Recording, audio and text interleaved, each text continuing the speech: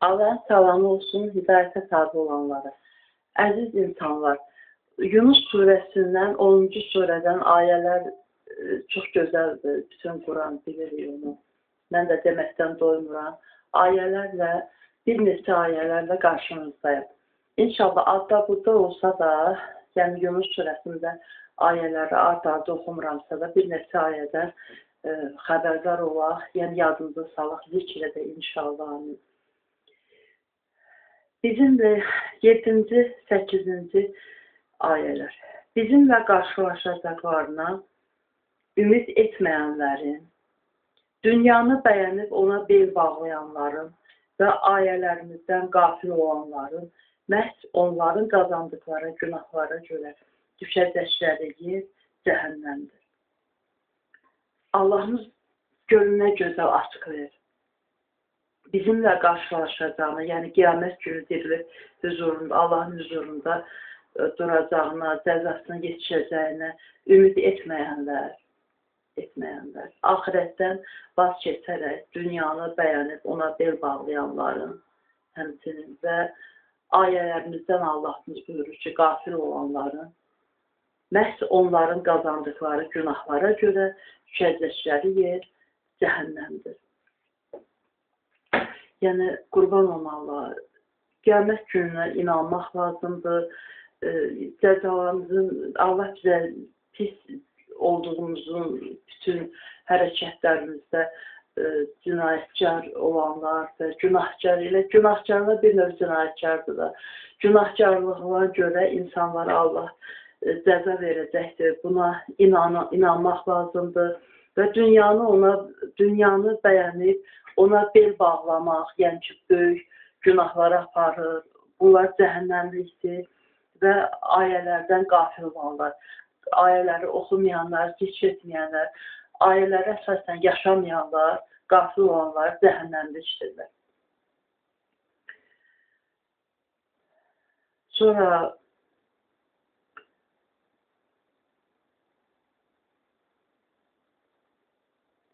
bir çox gözəl ayələr var, həmçinin oxuyaq. Gərək əvvəldən nişanlayardım. Amma məsəl üçün, 17-ci ayə. Allaha iftira yaxan, onun ayələrini yalan hesab edən adamdan daha zalım kim ola bilər?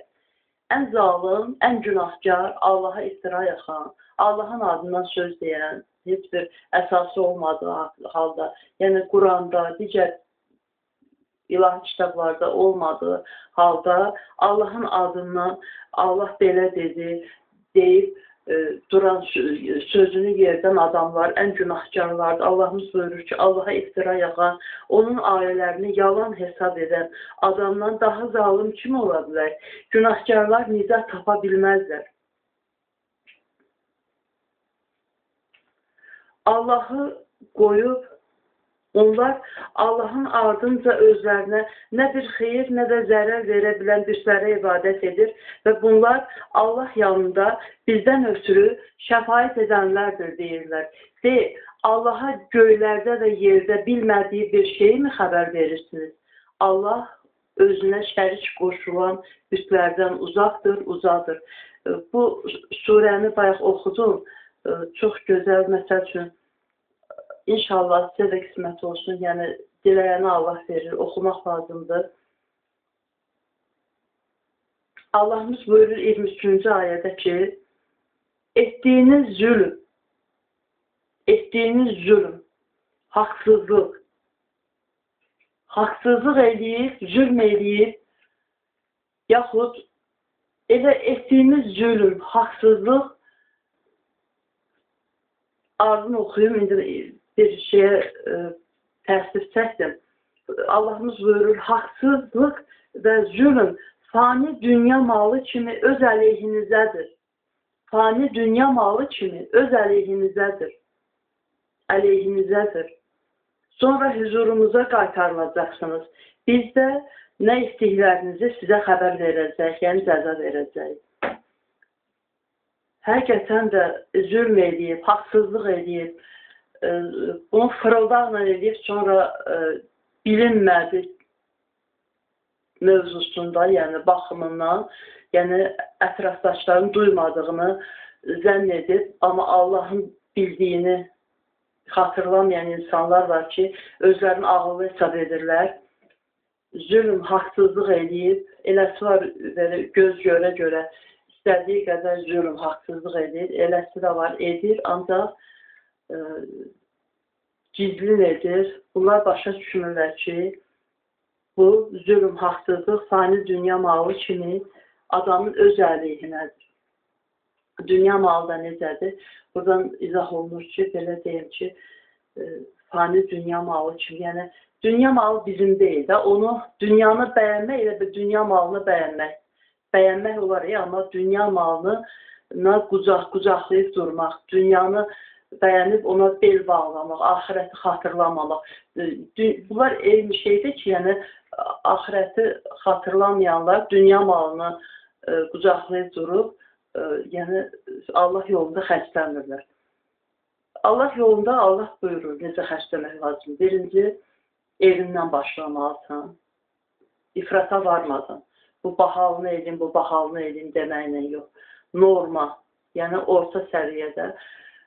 Sonra qohumda, əgər qohumda yetim varsa, yetimlərə, qohum yetimlər, yoxsa qohum əqrabada, tanışlarda gördüyün yaxın tanış bir işdə, qohum qonşuda Allahımız ayələrdə buyurur da, yəni ki, o kasıblara, əgər o da yoxdursa, onlar da varlıdırsa, imkanı varsa, uzağa, belə-belə, yəni ahirəti qazanmaq üçün dünya malını necə xərcləmək lazımdır, Allahımız bir çox ayələrdə buyurur.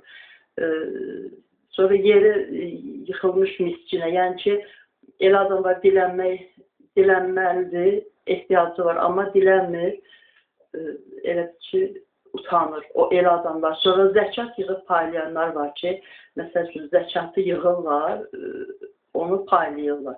O adamlara vermək lazım ki, yəni paylasın, ətrafında kasıb, yetim, yoxsul yoxdursa, belə yaxud əsirləri azad eləmək üçün pul xərcləmək, Allah yolunda bunlar. Yəni, pul, dünya malı öz əleyhimizədir. Yəni ki, dünya malını xərcləməyib, Allah yolunda xərcləməyib, özümüzə saxladıqda və belə indi var ya, banka yığırlar, bankda saxlayırlar, bu öz əleyhimizədir. Allah 25-ci ayədə buyurur, bəndələrini əmin-amanlıq yurduna, cənnətə çağırır və istədiyini doğru yola salır, diləyəni, yəni doğru yola salır. Allah o adam istəyir ki, doğru yolda olsun, o adam özü diləyir Allahdan. Allah alın yazısı yazmıyor ki, filan kəsi doğru yola salırsın. Hər kəs doğru yolda ola bilər, hətta Firon belə doğru yola çağırılır. Allah bəndələrini əmin-amanlıq yurduna, cənnətə çağırır.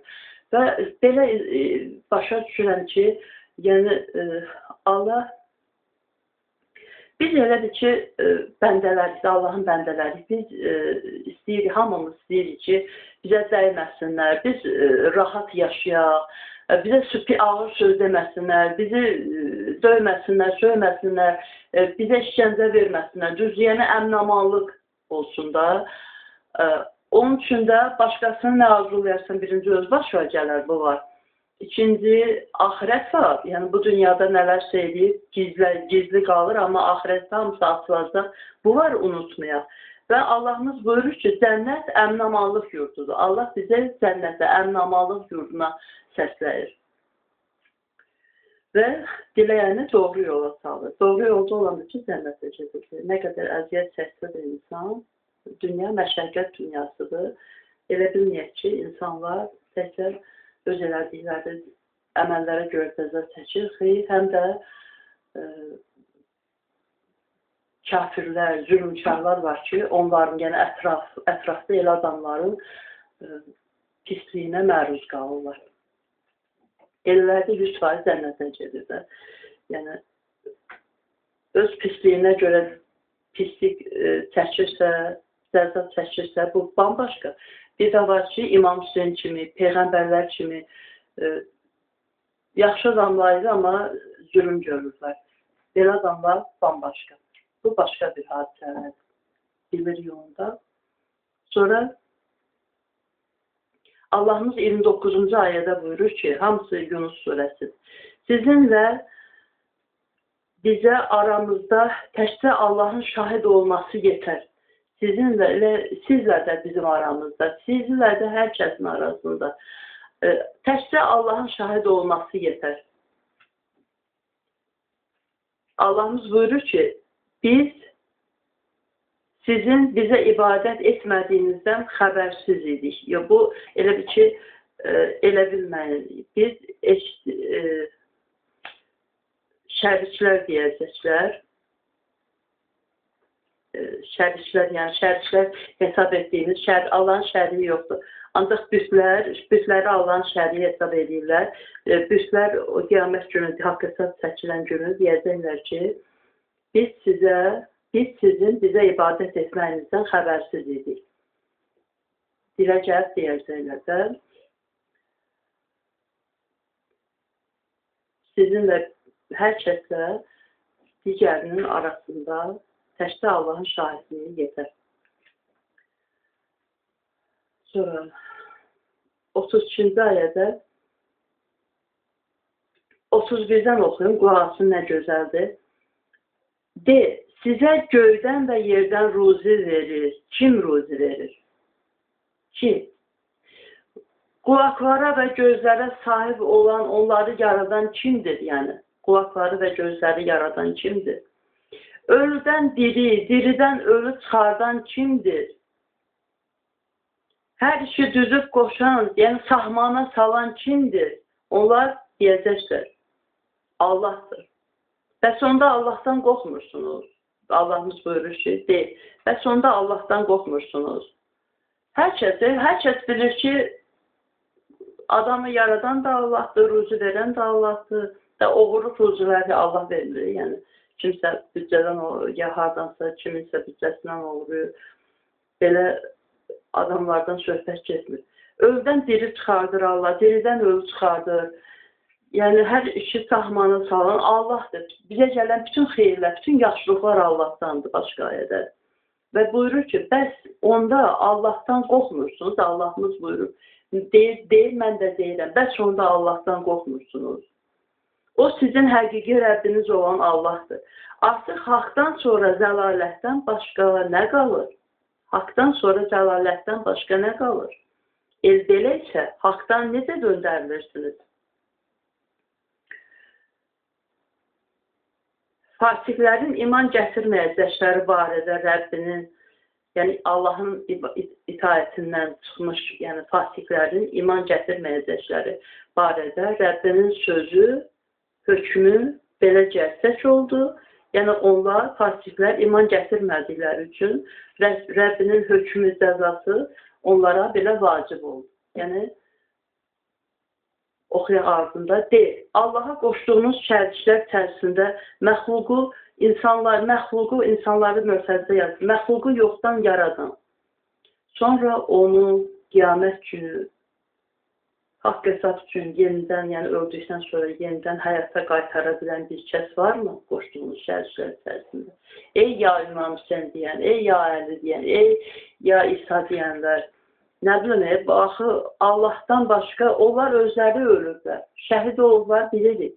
Yəni, ölü deyirlərsə də, hər kəs, indi içərisində ölü də var, şəhid də var. Şəhidə ölü demək olmaz. Axı, onların özləri qiyamət günü dirildiləcəklər. Allahımız buyurur ki, o Allaha qoşduğunuz şəriklər içərisində məxluqu yoxdan yaradan, sonra onu qiyamət günü öldürüb, qiyamət günü haqq hesab üçün yenidən həyata qaytara bilən bir kəs varmı? Deyil. Məxluq yoxdan yaradır. Kim? Məxluqu. Allah məxluqu yoxdan yaradır. Allah məxluqu yoxdan yaradır. Öldükdən sonra onu yenidən dirildib, əvvəlki halına qaytarır. Qiyamət günü indi.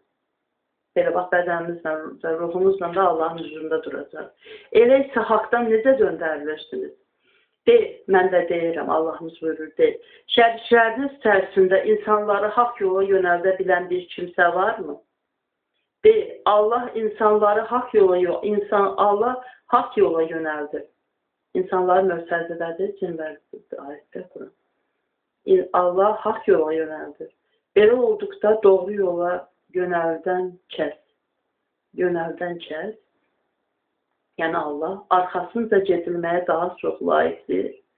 Yəni Allahın arxasınca daha çox getməyə layiqdir. Yoxsa doğru yol göstərilmədikcə onu özü tapa bilməyən kəs. Yəni insana Allah doğru yol göstərir, sonra insan doğru yol tapır da. Sizə nə olub? Necə mühakimə yürüdürsünüz? Onların əksəriyyəti ancaq zənnə uyar. Zənn isə əsla həqiqət ola bilməz. Allah nələr etməkdə olduğunuzu biləndir. Zənn əsla həqiqət deyil. Yəni, Peyğəmbərlərin ardınca getmək, Allah bu Peyğəmbərləri seçmişdir. Bunlar birbaşa. Onlar da Allahın sözlərini təbliğ edirlər. Onlar da deyirlər ki, Allahın dediyinə gəlin. Allahın dediyinin ardınca gedin deyə bizə Peyğəmbərlik edirlər. Salam olsun, sallallahu aleyhi və səlləm, Muhammed Peyğəmbərimizə. Bütün Peyğəmbərlərə salam olsun. Salam olsun hidayətə tabi olanlara. Allahımız buyurur ki, ey insanlar, bu möhtəzələdə amma cinlərə dairdir. Sizə Rəbbinizdən bir öyüd nəsihət. Bu Quran kitabında 120-yə yaxın dəfə mən saymışam, 110 neçə dəfə idi. Öyüd nəsihət sözü keçir. Yəni, Quran öyüd nəsihət. Sizə Rəbbinizdən bir öyüd nəsihət. Ürəklərdə olana, cəhalətə, yəni şək şübhəyə, nifaqa, bir şəfa. Qəlbi xəstələr var, onlara bir şəfa. Möminlərə hidayət, mərhəmət, Quran gəlmişdir. Quran möminlərə hidayət, mərhəmət. Yəni, kimsə bir-birinə deyir ki, Allah sənə hidayət versin, Allah hamıya hidayət verir. Onu diləyənə verir Allah. Yəni, Quranı anlamağı Allah diləyənə nəşr edir. De, biz də deyək, mən də deyirəm. Allahın neməti və mərhəməti ilə, Allahın neməti və mərhəməti ilə, ancaq onunla sevinsinlər möminlər. Bu, onların yığdıqlarından, fani dünya malından daha xeyirlidir. Deməli, Allahın mərhəməti, neməti, yəni halal olan mərhəməti ilə sevinək, başqa bir, deməli, fani dünya malının yığdığımızdan sevinmək. Bu, dünya malını yığıb sevinmək olmaz. Digər ayədə də var o. 62-ci ayədə, bilin ki, Allahın dostlarının heç bir qorxusu yoxdur. Onlar qənd-üstə görməzlər. Axirətdən, əsas axirət bilirik ki, bu dünyada da, məsələn, möminlər inan ki, nə qədər əzab çəkirlər, əzab verirlər onlara. İnan ki, onlar xoşbəxtlər. Onlar, şəxsən mən özüm əzab veriləndə mənə, özüm bəxtəvər saymışam. Yəni, möminlər, bilin ki, Allahın dostlarının, yəni iman gətirənlərin heç bir qorxusu yoxdur. Və onlar qənd-üstə görməzdir. O kəslər ki, iman gətirmiş və pis əməllərdən çəkinmişlər. İnşallah, amin inşallah. O kəslər ki, iman gətirmiş və pis əməllərdən çəkinmişlər. Onlara dünyada da, axirətdə də müjdə vardır. Dünyada da, axirətdə də müjdə vardır. Allahın sözləri heç vaxt verdiyi vəzlər heç vaxt dəyişməz. Bu böyük qurtuluşdur, uğurdur. İman necə gətiririk? Əvvəlcə tövbə edirik, bağışlanma dilirik Allahdan. Mən də bu təcrübdən sonra gedib yenə də imanını təzəliyəcəm. İman gətirib, tövbə edib əvvəlcə, sonra iman gətirmək lazımdır. İmanı birinci Allaha, sonra mələklər, qiyamət gününə, üçüncü mələklərə, dördüncü ilahi kitablara, Allahın göndərdiyi kitablara və beşinci isə Peyğəmbərlərə gətirmək lazımdır. İmanında, imana zülm qarışdırmadan, imanında doğru olanlar, yəni axirət axirətdə uğur qazananlardır. Öləcəyimiz günə qədər sınaqdayız, unutmayaq. Və inşallah bu 62, 63, 64-cü ayələr idi.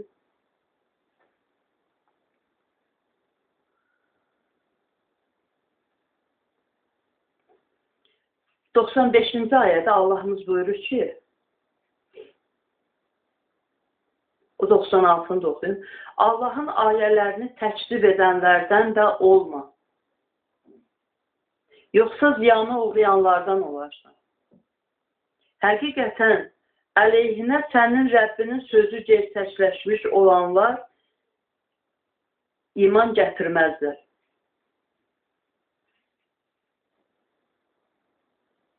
Allahın ayələrini təşrif edənlərdən olma. Yoxsa ziyanı uğrayanlardan olarsan. Bəli, heç kəsi də büt yerinə qoymayaq, özümüzü nə hansısa əşyanı, nə kimisə büt yerinə qoymayaq, özümüzü də hansısa bir varlığı da büt yerinə, yəni Tanrı hesab etməyək, ilah hesab etməyək, yeganə Tanrı və ulu Tanrımız, yəni yeganə Tanrı, ilah Allahdır, bizi yaradandır, bizi öldürəcək, bizə axirət günü cənnəti yaxud cəhənnəmi münasib biləcək, yəni əməllərimizin əsasını Allah haqqı Allahdır, yalnız o Allahdır. Allah bizimlə olsun. Unutmayın ki, Qurana sımsıkı sarılmaqla Allah yolunda yaşamış olacaq. Canı dildən oxuyaq Quranı. İnşallah, mən də amin.